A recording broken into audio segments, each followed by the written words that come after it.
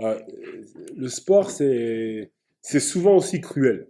C'est-à-dire que euh, une saison, des fois, peut se jouer sur un shoot pris à la dernière seconde.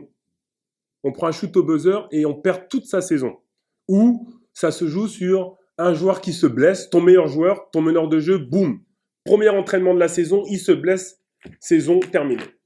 Donc le sport, c'est ça, c'est plein d'imprévus, c'est plein de hauts, de bas. Euh, je pense que de dire que ce sont que des clubs nordistes qui gagnent, c'est anticipé. Non, c'est pas ça. L'année dernière, on n'aurait pas vu en fait l'équipe de l'Ice One aller en finale en début de saison. Jamais on aurait mis une pièce sur ça. Pourtant, ils l'ont fait devant Petro, devant une équipe. Même le Stade Malien, pendant un moment, sont devenus même favoris. Donc, c'est ça la beauté du sport. Et je pense que le meilleur sur chaque saison a remporté l'édition. Et ça, moi, tout ce que je constate en fait dans les 3 saisons, c'est que les équipes subsahariennes sont de plus en plus motivées, mettent de plus en plus de moyens. Et donc, pour moi, ce n'est qu'une question de temps avant que une équipe subsaharienne gagne. Mais c'est pas nous les ambitions de cette ligue, c'est pas qu'une équipe subsaharienne gagne. C'est simplement la plateforme où les meilleures équipes africaines jouent et la meilleure équipe africaine doit remporter le championnat, point final. Que ce soit une équipe du Nord, une équipe du Sud, une équipe de l'Est, de l'Ouest. C'est vos débats à vous. Euh, Après, en ce qui concerne les binationaux, ça c'est un problème, c'est pas récent. Ça l'a toujours été. Moi, je me rappelle à l'époque où j'étais entre l'équipe de France des jeunes et l'équipe de France A, j'ai côtoyé beaucoup de joueurs comme Pape Philippe Amagou, comme Amarassi, comme Jean-Michel Mipoka, comme Frédéric Adjon.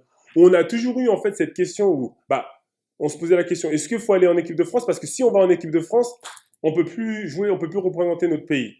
Sachant qu'on a aussi, nous, un souhait de compétiteur. Donc, c'est-à-dire que si on a une échéance mondiale qui arrive, et on sait que, par exemple, l'équipe de France a la Coupe du Monde à jouer, et que nous, chez nous, dans notre pays, on n'est même pas qualifié pour le tour préliminaire, des fois, en tant que compétiteur, tu as plus envie d'aller sur la solution où bah, tu vas avoir une chance de compétir pour gagner une médaille aux Jeux Olympiques ou au championnat du monde. Et après, il y a aussi, dans un deuxième sens, dans un deuxième poids, et je pense que ça, c'est notre responsabilité à nous, c'est au niveau des fédérations locales. Il faut qu'on s'organise. Parce que c'est bien beau d'avoir des aspirations, de vouloir faire des choses, de vouloir faire revenir les joueurs qu'on a à l'extérieur à la maison, mais il faut leur donner un cadre. Il faut leur donner un cadre, il faut leur donner les moyens de pouvoir faire quelque chose.